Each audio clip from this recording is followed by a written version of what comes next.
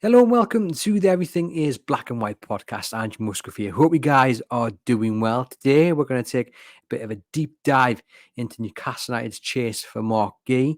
If you're watching on the YouTube channel, please give us a thumbs up and get into the comments because I want to know what you guys are thinking about Newcastle United's interest in Marc Guehi.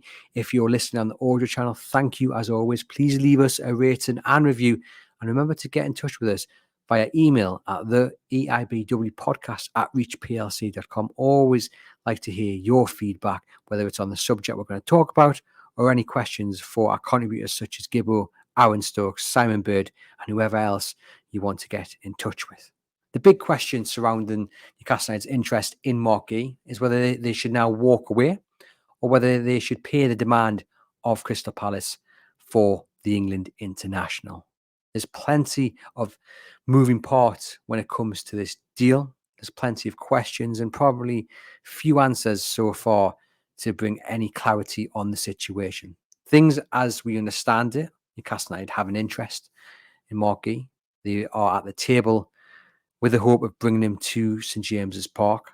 Now, the noise from this Crystal Palace side suggests as many as 4 bids maybe have been rejected for the 24-year-old. The noise closer to Newcastle United suggests that isn't the case and that it's just been open dialogue since the public interest of this deal was known. Now, we'll never know. It's the people dealing with the deal that can only really know for certain what has gone on. But one thing is for sure, Marc Guehi is top of Newcastle United's wish list this summer. But is time running out? And that plays into the answer about Newcastle United walking away or paying the demands. Is there enough time to walk away and find an alternative? Are there any alternatives out there? We'll get into that in a moment. It's very, very interesting, isn't it, though? Apparently, Crystal Palace want at least £65 million from Marc Guehi, if not a bit more at £70 million. And when you get to those figures, when you get to those fees, there are big questions. Is Marc Guehi worth that price tag? I asked people on Twitter that. I asked people to get in touch with me, and I had 155 replies at the time of recording. And it's fair to say the majority of them thought £70 million would be too much for Marc Guehi. I asked for some alternatives, as I said, and as I noted there, we'll get into some of the names suggested by you guys, the viewers and listeners. But what did Newcastle United do? Transfer window shuts on Friday the 30th of August at 11 p.m. That's just under 2 weeks away. So time, I don't think, is on their side. You can rest assured, though, that if Newcastle United decide in the next 24, 48 hours that they need to start looking elsewhere, that they would already have done so. This Newcastle United are meticulous. They are well planned. They are well drilled. Nothing is done by chance. So when we talk about Newcastle United considering alternatives to Marc Guehi, you can rest assured that they will be quickly able to move on to the next target. And whether those negotiations happen a lot quicker and a deal can be sorted for an alternative, obviously that remains to be seen. But it's clear that Marc Guehi is top of the list. And I think what's really important is that this deal, not only would it be a statement signing, not only would it send a warning to rivals that Newcastle United mean business, it would also be a great coup for the new setup at Newcastle United. Paul Mitchell in as sporting director, working alongside Steve Nixon, Darren Eales, and of course, Eddie Howe. We don't need to be reminded about what Eddie Howe said in Germany about him, needing certain reassurances and what have you. That's well documented. But wouldn't this be a perfect way to close that chapter once and for all? Paul Mitchell gets the first big signing of his era over the line, and Eddie Howe gets an England international who starred in the Euros, who has shown himself to be a very good Premier League defender with the best years ahead of him, gets him to work with. He gets him to put into his starting 11. He gets him at St James's Park, knowing farewell that the likes of Liverpool, the likes of Manchester United were sniffing around him. Of course, it's always a gamble, isn't it? We mentioned the fee there. It's not really a move that Newcastle United can afford to get wrong. Other teams can splash that kind of cash and it can go badly wrong. We look at Anthony at Manchester United, 80 million, and he's been a flop, I think, by all accounts. But they don't seem too concerned. Newcastle United haven't got that luxury when it comes to the accounts and PSR. So it's a big outlay, would be a club record deal. But you have to trust that the scouting staff, who I say are meticulous, have done their homework. They don't just buy on the off chance, and they don't just buy on ability. They buy on character. They buy on personality. How is someone going to fit into the dressing room? How is someone going to buy into what Eddie Howe was trying to build here at Newcastle United? All that matters. All that counts. And if they think Guehi above anyone else is the best option, then you back them. They've got very little wrong in the transfer market so far, and I think they do get the majority of your backing. Now, other elements in this chase, in this deal, well, Palace don't need to sell. They sold Michael Olise, so they're not short of funds, they're not short of cash. They also don't want to lose their captain. That's quite clear. So they can go to Newcastle United and say, if you want our captain, if you want England international Marc Guehi, you're going to have to pay the big bucks. Steve Parish said it on the record last week. Superstar money. £70 million. That's definitely superstar money, isn't it?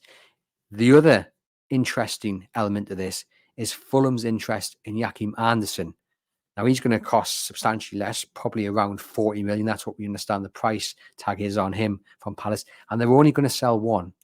So it could come down to who matches the price tag first. If Fulham match the price tag with Anderson, and we don't think that that deal has moved any closer to being complete since it was reported last week. But if they got there first with the price, matching it, then Newcastle United probably can say goodbye to Guehi.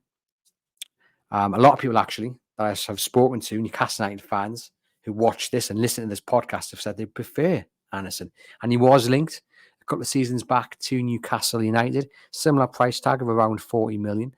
I've always been impressed by him, but I think he probably lacks the pace that Guehi has, and he's very similar to Fabian Schär, good with the ball at his feet, good in the air, but he's not the centre-back I think Newcastle United need or want. They need someone with a bit of legs about him, and that is definitely why I think Marc Guehi tops the list. It'd be really interesting to know if he's Eddie Howe's number one choice. He feels like a bit of an Eddie Howe choice, doesn't he, rather than maybe a Paul Mitchell pick. But Eddie Howe, he likes that kind of experienced in the Premier League. And that's what you'll get with Marc Guehi. And like you say, you'll relish working with someone like him.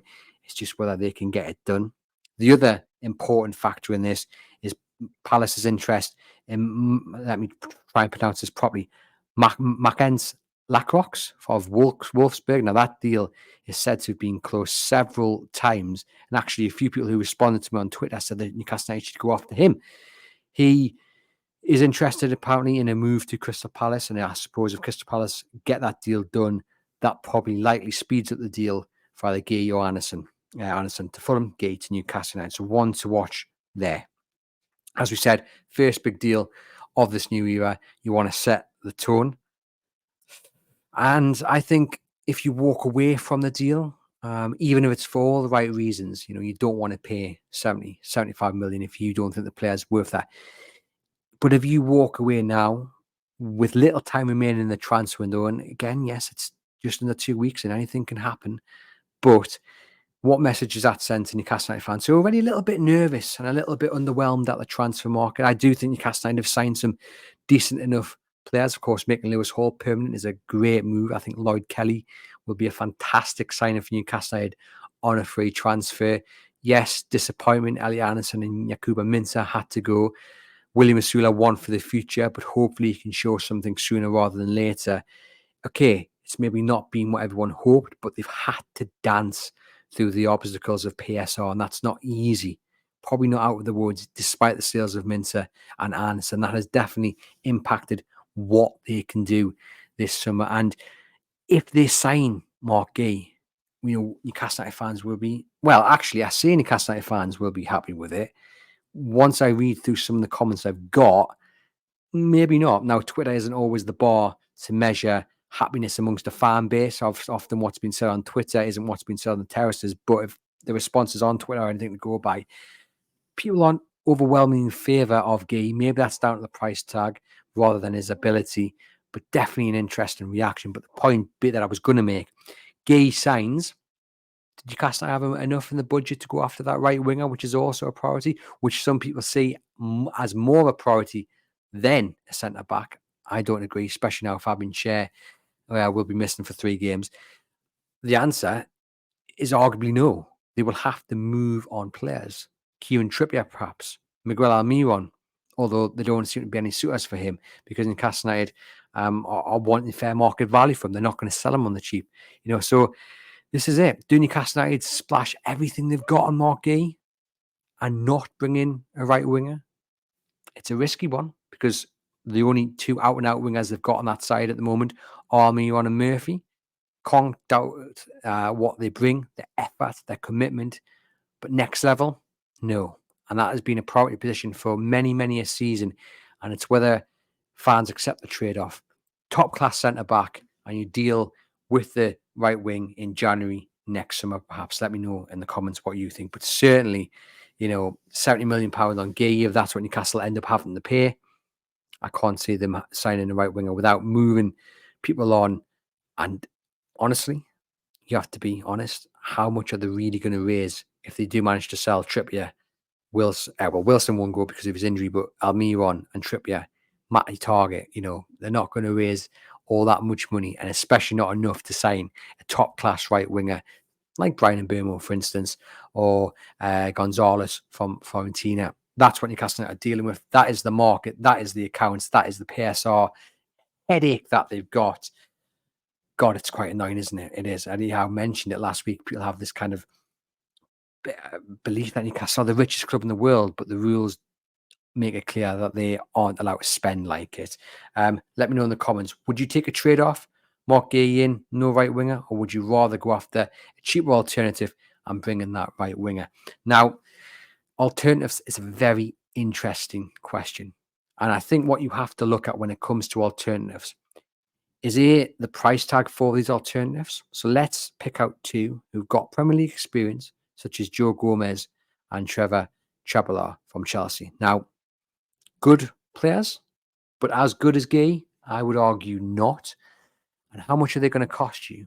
30, 40 million perhaps? Gomez, certainly, you would say closer to 50 million. Chabala might be available for 20 to 30 million. I think Chelsea are definitely going to have a fire sale in the next 2 weeks because their squad list is unbelievable and they're still buying even more players. He was frozen out last season. So maybe they could sell him on the cheap, but, he's got it ever in him. He's still young and anyhow could definitely work with him and make him into a better player. But he hasn't had that many games in the Premier League, and he's 25. So as much as he is young, he's still a year older than Marc Guehi. Only 13 appearances last season.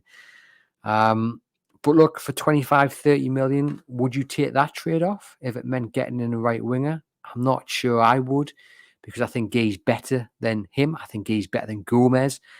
And I think paying 40 million for someone like, paying 30 million for someone like Chabala, who isn't any better than what Newcastle United have got right now, is probably not the way to do business. And in my personal opinion, go and pay the £70 million for someone who you clearly think is very talented.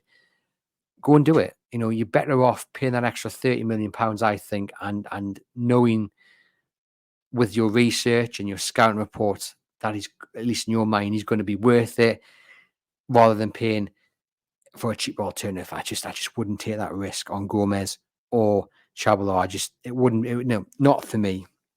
Now, other people have been suggesting, and these are people who got in touch with me on Twitter.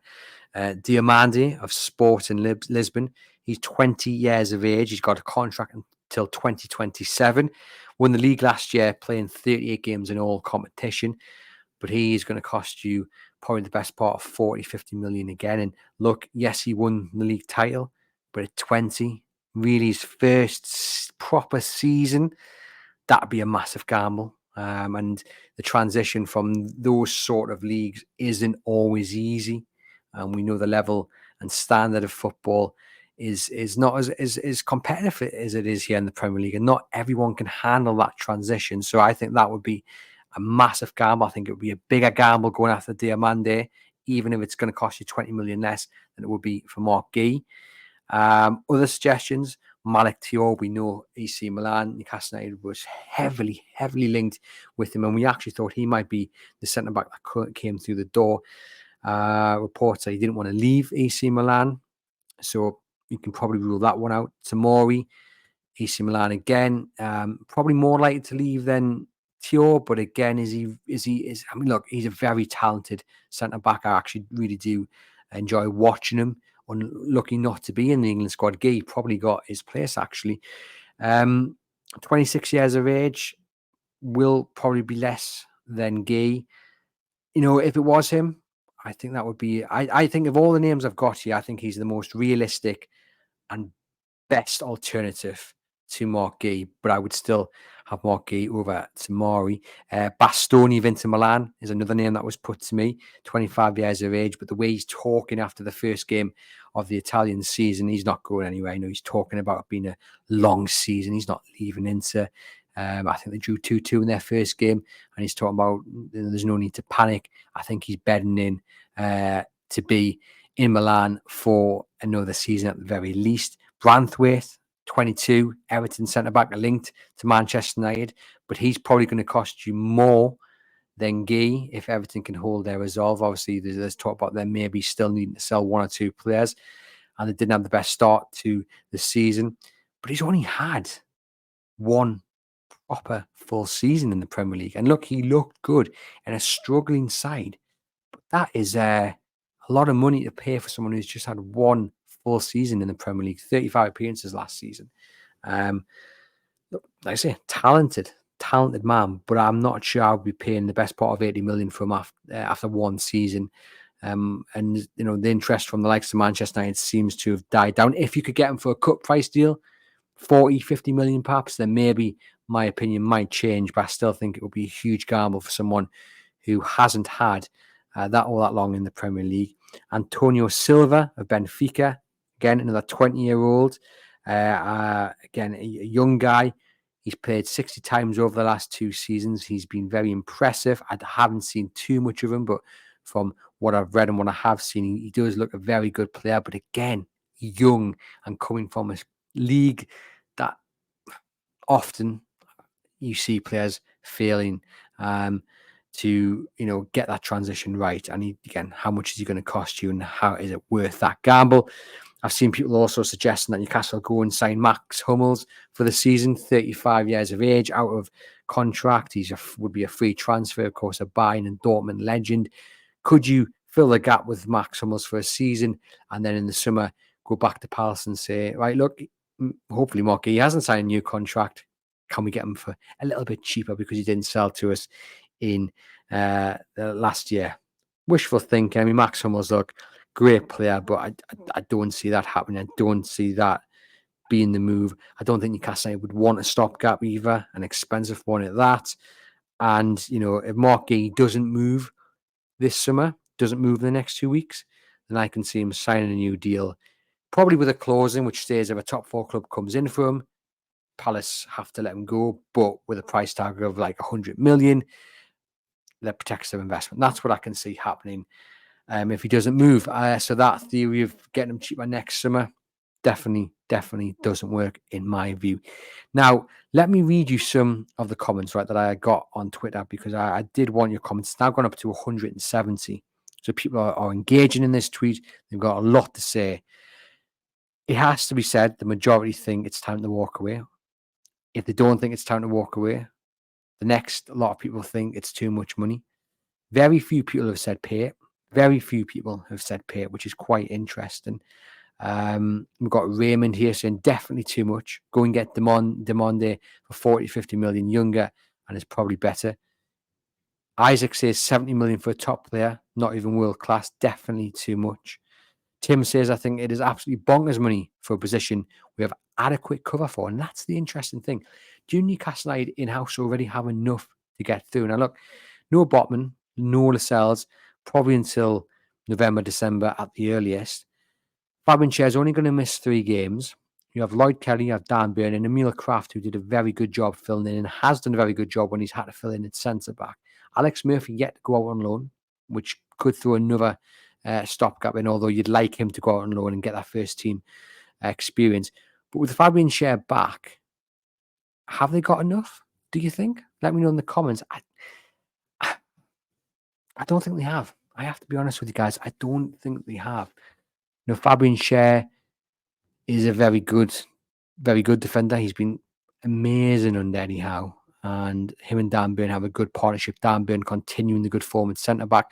Lloyd Kelly, I think, will slot in at centre-back very easily as well. Emil Kraft, big fan of Emil Kraft. I was a big fan of him getting a new deal, extending his stay. Not many people agreed with me when I said it. They questioned the ambition, etc., etc. But I think he's a very good squad player, but that's probably what he is. I think Newcastle United do need another centre-back. And for me, I don't think they've got adequate cover at all.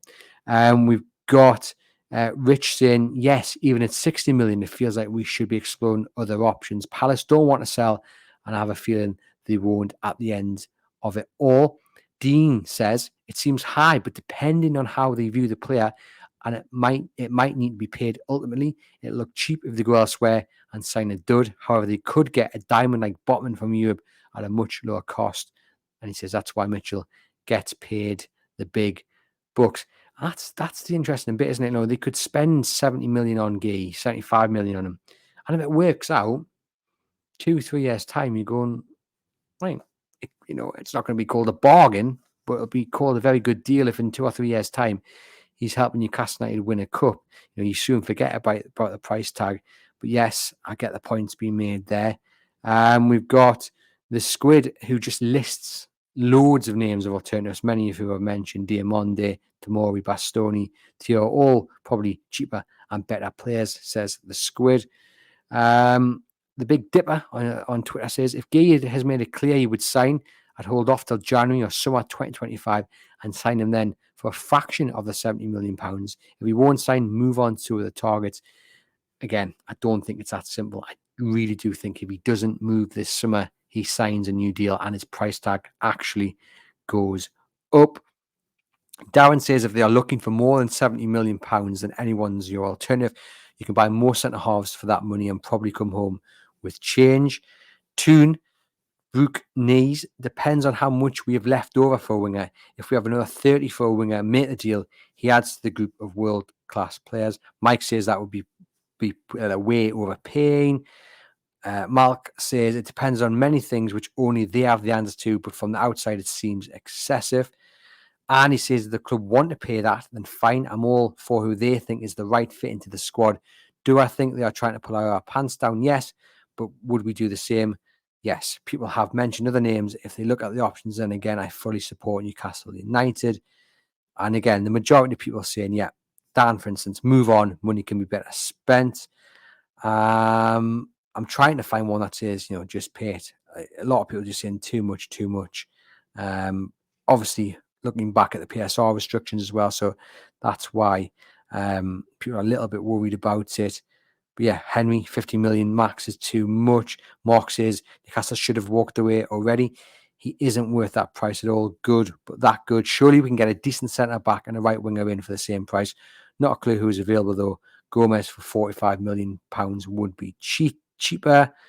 Peter says definitely too much. DW Newcastle says too much for me. David says yes, too much. Go and sign Tamori. Goodness me, yeah, the majority say it is too much. Again, it goes back to, if Newcastle United want him, they have to pay what the selling club are demanding from him. And that's the test, isn't it? That is the test. And it's a bit of a mess, really. I don't think Newcastle United are doing anything wrong when it comes to that. They just don't want to pay over the top. And I think the other thing we haven't mentioned, actually, if Newcastle United move on from this deal, do other clubs who they then go knocking for their defender for turn around and say, well, actually, according to Steve Parish, you've got 65 million in your back pocket. So if you want our defender, you have to pay a little bit more. And I think that's a massive risk as well, because then you get in this kind of, not a bidding war, but you get into this kind of, what's the right word, circle, this kind of pattern, where selling clubs go, yeah, we think we know how much money you've got. You're going to have to pay it. And maybe Newcastle are just better off sitting down with Palace, finding that bottom line fee and paying it. Because if you end up getting into a war with other alternative clubs with little time remaining, you could end up quickly approaching the deadline without actually having any centre back in. And maybe you just, you pay the price, you roll with it, you pay it, and you go, do you know what, we've got Eddie Howe's first choice. We've got a top-class centre-back. Yes, we paid maybe 10 million more than we wanted. But hey, if it means getting back into Europe, it's going to be worthwhile. Jay says, with 11 days left of the window, we've spent way too long on this transfer to not get it done. If we're only 5 million short, then paid, is I don't think that'll make much difference to the PSR. Kevin says, it's not my money. If he's the player they think we need to reach our goals and they're willing to pay it, then I'm behind it. So there are some people who would say just pay. We've got Isaac saying, I think it takes a matter of minutes to decide whether he's worth it to them or not. I don't think it really matters about the worth. What does matter is just getting this deal sorted one way or the other. I don't think we want to be into the final week of the window not knowing one way or the other. I think ideally, and someone mentioned it there in the comments, set Palace a deadline. Someone said there, offer 65 million, set them a deadline of 5 p.m. Thursday, and if they don't come back and accept it, walk away and move on. And I think there's logic behind that. I think Eddie Howe, as well as those dealing with the transfers, and you guys watching this, and you want some clarity, you want a conclusion, you want the verdict. If it means not getting them, but you know that, and you can close the door on that for this summer, great. Then you can move on. You do not want to be getting into the final days of the window, still hoping the phone rings and Palace have accepted it, especially when they're in a position where they don't have to sell and Guehi is not pushing for a move. That being said, go back to the point I made just a few moments ago. The alternatives, I don't think, are there for Newcastle United either to walk away. I don't think the realistic alternatives, which I think are Joe Gomez and Trevor Chabot, are any better. And as I mentioned, I think you're just better off paying the money for Guehi. You know what you're getting. You've got a player that you want. Because also, if you think about it, you go and sign Chabot, you go and sign Gomez, they'll know their second choice. Now, in the world of football, that doesn't really matter. You pull your socks up, you put your boots on, you go out and perform. You know, very few players, I would imagine, are first choice when it comes down to the hard, cold fact of it. But that also plays a part. For me, I think they've just got to get this deal done. And if they can't get it done, draw a line under it next couple of days and move on. Don't get don't get caught waiting, essentially, I think, is my opinion on it. But like I said, rest assured, Newcastle United will have alternatives that they can move on to quickly. And it's just whether they can make the most of that. But hopefully, ladies and gents, we'll have some news on it sooner rather than later, because I'd like this one to be done and dusted, as I say, either way. Let me know in the comments what you think. What should Newcastle United do with Marc Guehi? Should they walk away, or should they just pay the money? I've been Andrew Musgrove. This has been Everything is Black and White podcast. Give the video a thumbs up. Give us a rating and review on the audio channel. Thank you very much. And I'll see you guys soon.